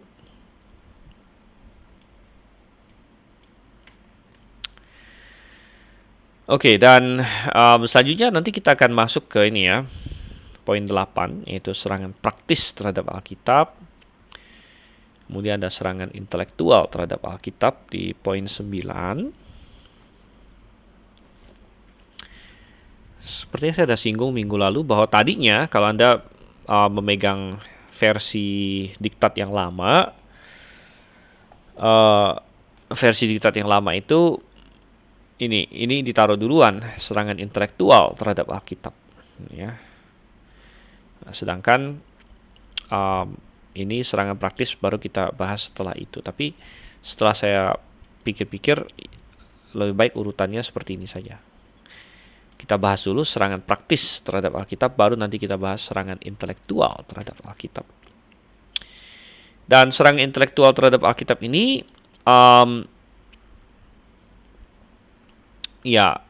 kebanyakan berasal dari orang-orang yang tidak percaya sebenarnya. Oke lah, kalau higher criticism, lower criticism, ini banyak orang liberal. Notabene masih Kristen ya.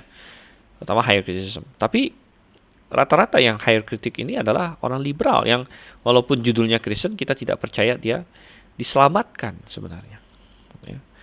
Nah, tetapi serangan praktis terhadap Alkitab ini juga sangat berbahaya. Salah satunya adalah karena banyak orang-orang yang melakukan di sini ini, ya kadang-kadang kita berpikir sebenarnya bisa jadi mereka orang-orang yang sebenarnya masih Kristen gitu, masih Kristen dan masih bisa jadi sebagian masih diselamatkan gitu. Ya, tetapi mereka berada dalam kesalahan yang cukup fatal di sini, di mana kebanyakan mereka ya di poin A, B, C ini tidak sadar bahwa apa yang mereka lakukan itu sebenarnya adalah serangan terhadap Alkitab. Gitu ya, serangan terhadap Alkitab. Oke. Nah, ada pertanyaan? Kalau tidak ada pertanyaan, baru nanti kita lanjut lagi, gitu ya.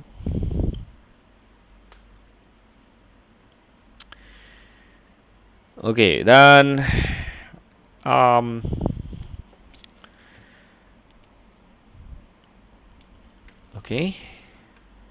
oh ya, jangan lupa saya mau mengumumkan juga bagi ini ya yang berdomisili di DKI Jakarta, bahwa mungkin sudah lihat juga ya di berbagai WhatsApp group atau Facebook Cafe, bahwa kita ada blog kelas, tanggal 10 sampai dengan tanggal 15 Mei. 10 sampai dengan 15 Mei. Dan ya, kalau Anda belum pernah ikut blog kelas itu, ya silakan untuk ikut ya, sangat direkomendasikan gitu.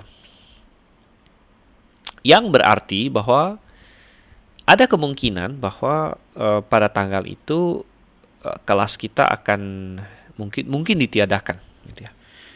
Tapi belum tentu juga karena blog kelas sih, melainkan bisa jadi Idul Fitri tanggal berapa ya? Tanggal merah. Idul Fitri. Sebentar, saya cek dulu.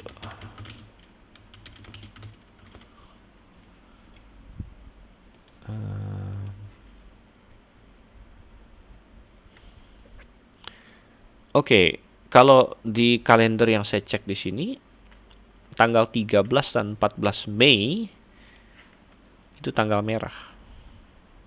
Benar nggak? Oke, ya, jadi tanggal merah ya berarti memang normalnya kita tidak ada kelas di situ ya.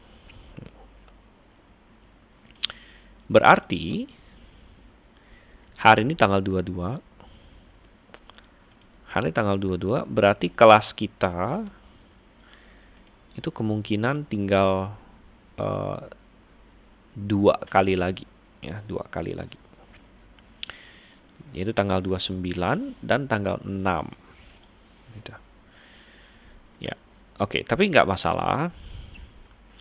Karena memang untuk yang poin 9 ini, serangan intelektual terhadap Alkitab, itu kita akan singgung sedikit mungkin, tapi kita tidak akan atau tidak perlu ya. Kalau ada waktu sih nggak masalah. Ya, kalau ada waktu kita bisa gali lebih dalam lagi. Tetapi dalam pengertian sebenarnya tiap-tiap dari poin-poin ini itu ada kelasnya masing-masing lagi. Gitu. Ada kelasnya masing-masing. Yaitu misalnya higher criticism. Ini kita bahas di pengantar. Ya, misalnya pengantar PL, pengantar PB. Ya. Lower criticism itu kita bahas di bibliologi tekstual. Jadi ada kelas bibliologi yang spesifik masalah teks, masalah manuskrip dan sebagainya. Kemudian ada Alkitab dan ilmu pengetahuan, dan ini juga ada kelasnya Alkitab dan ilmu pengetahuan. Ya. Oke. Baik, nah coba kita masuk ke sini sekarang hari ini. Walaupun kita tidak akan menyelesaikan karena poin ABC sini ya. Mana ada serangan praktis terhadap Alkitab. Serangan praktis terhadap Alkitab. A. Melanjutkan karunia-karunia pewahyuan. Ya, melanjutkan karunia-karunia pewahyuan. Dan apa sih? Apa yang dimaksud di sini? Nah, pertama, apa itu karunia pewahyuan? Apa itu karunia pewahyuan? Coba kita di sini aja deh ya, daripada kita pindah-pindah ke papannya. Tidak di sini ya. Pewahyuan tentu adalah penyingkapan. Ya, penyingkapan.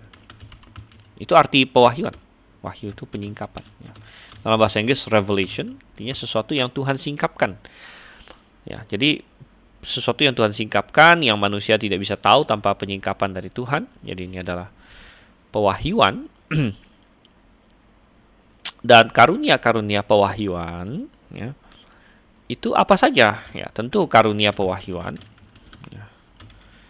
Karunia-karunia pewahyuan melibatkan misalnya ya cara Tuhan menyingkapkannya bagaimana? Misalnya karunia bernubuat. Ya. Ini jelas adalah karunia pewahyuan karena nubuat adalah pewahyuan. Begitu. Nubuat adalah pewahyuan. Ketika seseorang bernubuat, ingat tadi kita baca di 1 Petrus bukan 1 Petrus, 2 Petrus 1 ayat 20 dan 21 bahwa tidak ada nubuat yang dihasilkan oleh kehendak manusia melainkan atas dorongan Roh Kudus manusia berbicara gitu. Jadi karunia bernubuat termasuk karunia pewahyuan itu sudah pasti gitu kan. Ada karunia apa lagi yang berhubungan dengan karunia pewahyuan? Misalnya ada yang namanya karunia bahasa lidah. Atau saya di Alkitab yang saya terjemahkan karunia bahasa-bahasa. Karunia bahasa-bahasa. Karena dalam bahasa aslinya tongues. Ya. Tongues itu bisa kita terjemahkan lidah. Bisa kita terjemahkan bahasa. Karena tongues bisa berarti bahasa. Jadi the gift of tongues, ya karunia bahasa-bahasa. Karunia bahasa-bahasa. Jadi yang dimaksud bahasa lidah itu apa? Ya bahasa yang pakai lidah. Memang ada bahasa yang nggak pakai lidah. Ya, ya mungkin ada sih. Ya, itu bahasa apa? sign language kan nggak pakai lidah ya. Orang yang buta tuli itu. Nah, tapi bukan itu yang maksud. Ya, bahasa lidah adalah bahasa yang diucapkan. Diucapkan gitu. Tapi karunia bahasa-bahasa. Dari mana kita tahu karunia bahasa-bahasa adalah pewahyuan? Oh iya. Ya, oh iya, karena ayat yang sangat jelas adalah di 1 Korintus 14 ayat 5. Ya, 1 Korintus 14 ayat 5. Oke, berarti kita harus buka ya. Oke, tapi nanti dah kita buka. Nanti kita buka, tapi untuk sekarang terima aja dulu bahwa karunia bahasa-bahasa ini adalah pewahyuan juga. Ya. Kemudian ada karunia apa lagi? Ya, kalau karunia bahasa-bahasa adalah berhubungan dengan pewahyuan, maka karunia menerjemahkan bahasa-bahasa. Ini juga ya pastinya pewahyuan. Ya, pewahyuan karena menerjemahkan kan. Menerjemahkan. Karunia bahasa-bahasa adalah ada seseorang Tuhan kasih dia ngomong sesuatu dalam bahasa asing. Nah, kalau ada orang yang nggak paham, lalu ada karunia menerjemahkan. Ya, tujuannya adalah karunia pewahyuan di situ. Oke, nah ini yang boleh dibilang langsung berhubungan dengan pewahyuan. Tapi kemudian ada sejumlah karunia lain. Ya. Oke, dan sebenarnya masih ada yang lain lagi ya sebelum kita masuk sana, yaitu karunia berkata-kata dengan pengetahuan ya, atau hikmat, berkata-kata dengan pengetahuan atau berkata-kata dengan hikmat. Dan ini sepertinya adalah contohnya adalah di mana Petrus bisa tahu Ananias bohong sama dia. Jadi ini adalah pengetahuan spesial yang Tuhan berikan ya, pengetahuan spesial yang Tuhan berikan. Ya, misalnya Petrus bisa tahu tadi Ananias bohongin dia. Pokoknya macam-macam lah seperti itu ya. Karunia berkata-kata dengan pengetahuan hikmat. Ini semua adalah karunia yang ya memang Tuhan kasih untuk menyingkapkan sesuatu. Tetapi selain karunia-karunia yang ini, ada juga karunia-karunia lain lagi yang bersifat mendukung pewahyuan. Mendukung pewahyuan. Ya. Misalnya antara lain adalah karunia ya melakukan mukjizat ya, atau karunia penyembuhan. Melakukan mukjizat atau penyembuhan ya. Mukjizat tidak harus penyembuhan ya, tapi bisa yang lain-lain lagi. Tapi oke. Termasuk salah satunya adalah karunia untuk menyembuhkan di sini. Nah, kenapa karunia melakukan mukjizat atau penyembuhan ini mendukung pewahyuan? Ya, karena Tuhan memakai mukjizat itu untuk mengotentikasi ya siapa yang Tuhan berikan wahyu gitu, yaitu rasul-rasul waktu itu. Ya. Rasul-rasul Tuhan berikan wahyu dengan cara yang spesial. Dan Tuhan mengotentikasi mereka atau membuktikan mereka ya melalui Tuhan kasih mereka karunia melakukan mukjizat atau karunia menyembuhkan. Nah, ini sangat jelas sekali ya. 2 Korintus 12 ayat 12 ya, kemudian Ibrani 2 ayat 4 dan 5 ayat 4 ayat 3 dan 4 ya. Contohnya. Okay. Jadi ini adalah karunia-karunia yang langsung pewahyuan ataupun yang mendukung pewahyuan. Ya.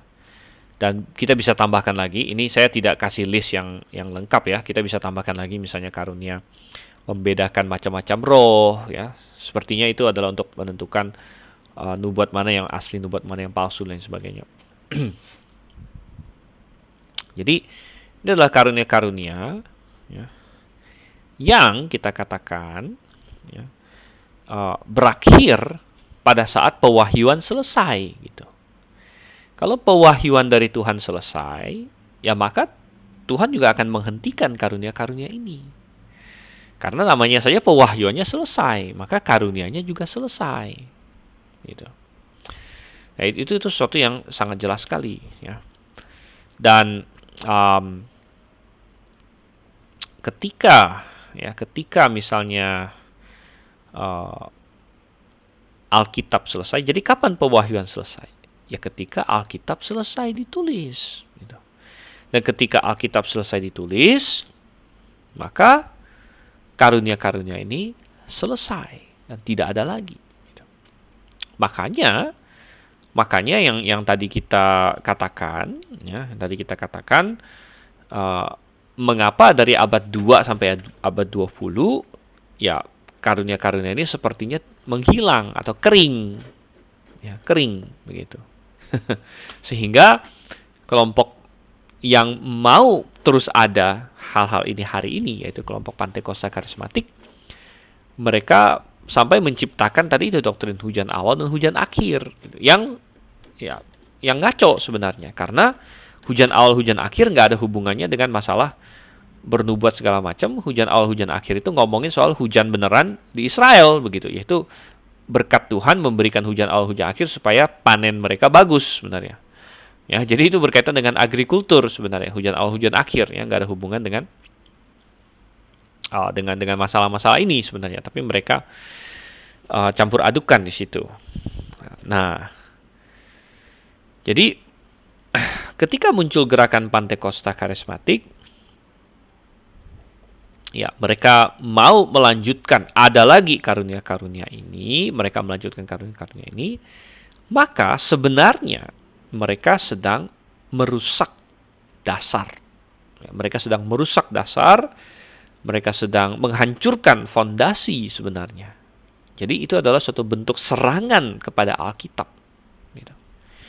Dan inilah betapa hebatnya cara iblis ya untuk menipu kita, menipu orang-orang yang kurang awas. Ya. Di mana mereka sepertinya sangat. Jadi tadi saya katakan ini agak sedikit beda dengan higher criticism yang di bawah sini, ya, atau ini ya yang menyerang pakai Alkitab ilmu pengetahuan dan sebagainya, yang banyak di antara mereka itu entah itu orang yang tidak benar-benar nggak percaya Tuhan, atau kalaupun Kristen yang liberal gitu, yang kita bilang wah ini kacau. Tapi yang poin A ini melanjutkan karunia-karunia pewahyuan, seringkali mereka mengklaim ya, sangat mengasihi firman Tuhan. Mereka mengklaim mereka mau ikut firman Tuhan. Bahkan itu hebatnya penipuan ini, karena seringkali justru mereka berkata kita mau seperti di Alkitab lagi. Jadi mereka membaca di Alkitab Rasul bisa bikin mukjizat, mereka juga pengen gitu. Jadi bertentangan dengan misalnya serangan lewat Alkitab ilmu pengetahuan yang tidak percaya ada mukjizat, yang tidak percaya nubuatan-nubuatan segala macam itu. Nah, ini dari sisi yang kebalikannya, mereka sangat percaya mukjizat, bahkan mereka pengen ada karunia melakukan mukjizat juga hari ini gitu. Dan mereka percaya nubuat, bahkan mereka ingin mengulangi lagi, mereka ingin bernubuat hari ini. Jadi kita melihat, jadi serangannya dua sisi ya, sisi yang tadi itu dari liberal, orang yang nggak percaya, dan sisi yang ini yang sepertinya sangat percaya begitu, tapi tertipu karena tanpa mereka sadari sebenarnya ketika mereka ngotot bahwa kami ingin bernubuat lagi, kami ingin punya karunia melakukan mukjizat lagi, ya, kami ingin ada rasul lagi dan lain sebagainya, maka mereka sebenarnya sedang merusak fondasi, dan mereka menambahkan pewahyuan, ya, maka itu berarti menyerang pewahyuan yang sudah sempurna, pewahyuan yang sudah komplit, sudah selesai gitu. Karena saya selalu ibaratkan dengan segelas air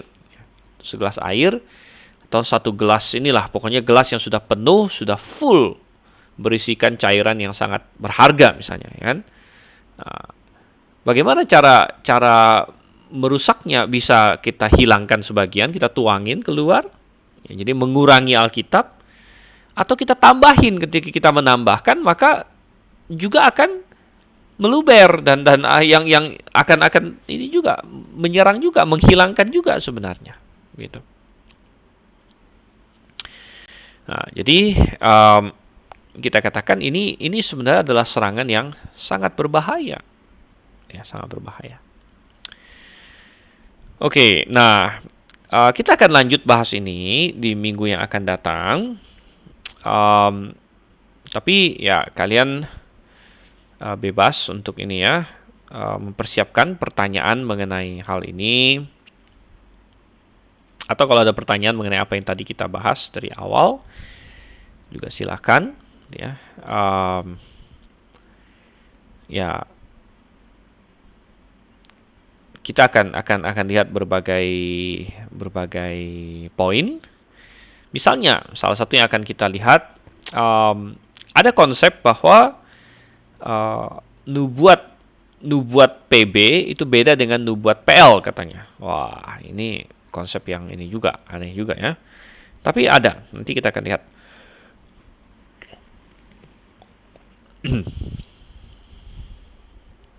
Oke, baik. Kalau tidak ada pertanyaan lagi, kita akan berhenti sampai di sini hari ini. Oh ya, tadi kita belum lihat ini ya, 1 Korintus 14 ayat 5. Coba saya tadi bilang ini simpan dulu. Coba kita lihat sekarang. Dari mana kita tahu bahwa karunia bahasa-bahasa sama dengan itu adalah karunia pewahyuan? Karena kata-kata Paulus di sini, Paulus bilang, aku suka supaya kamu semua berkata-kata dengan bahasa roh. Sebenarnya berkata-kata dengan bahasa-bahasa di sini ya, dengan bahasa-bahasa. Jadi kata glossais atau lidah. Jadi kalau bahasa Inggris, I would that you all speak with tongues. Secara literal, aku mau kalian semua bicara dengan lidah. Bicara dengan lidah-lidah. Tapi tongues bisa juga diterjemahkan bahasa, bahasa-bahasa gitu. Jadi aku suka supaya kamu semua berkata-kata dengan bahasa-bahasa, dengan banyak bahasa gitu.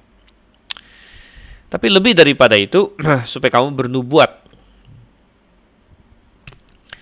Sebab orang yang bernubuat ya, lebih berharga daripada orang yang berkata-kata dengan bahasa-bahasa. Jadi perhatikan apa kata Paulus. Orang yang bernubuat lebih berharga dari yang berkata dengan bahasa-bahasa. Tentu konteksnya sini bahasa-bahasanya bahasa-bahasa asing, jadi nggak dipahami oleh orang-orang di Korintus. Kecuali kalau orang itu juga menafsirkannya. Jadi nubuat lebih berharga dari bahasa-bahasa, kecuali kalau ditafsirkan. Nah, kata kecuali kalau ditafsirkan berarti karunia bahasa-bahasa yang ditafsirkan menjadi sama nilainya dengan nubuat. Ya, jadi kalau nubuat dibandingkan bahasa-bahasa yang nggak ditafsirkan atau diterjemahkan, maka nubuat lebih berharga. Tapi nubuat dibandingkan dengan bahasa-bahasa yang diterjemahkan menjadi sama. Nah, berarti sama-sama pewahyuan, gitu. Ya, jadi paham di situ. Oke, itu 1 Korintus 14 ayat 5. Oke, baik. Apakah ada pertanyaan? Saya persilahkan. Dan kalau tidak ada, kita akan segera tutup ya, tutup dalam doa. Dan kita akan ketemu lagi minggu depan kalau Tuhan menghendaki. Baik, mari kita bersatu dalam doa. Terima kasih Tuhan untuk kasih setiap pada kami. Kau kiranya tolong, Kau yang telah memberi kami kekuatan untuk belajar, Kau yang kiranya menyertai kami Tuhan. Sehingga kami bukan hanya mendengar, tapi kami memahami dan sungguh-sungguh berpaut pada kebenaran-Mu dan melakukannya. Kami berdoa dalam nama Yesus Kristus. Amin. Oke, baik. Jadi sampai ketemu di kelas berikutnya. Maranatha.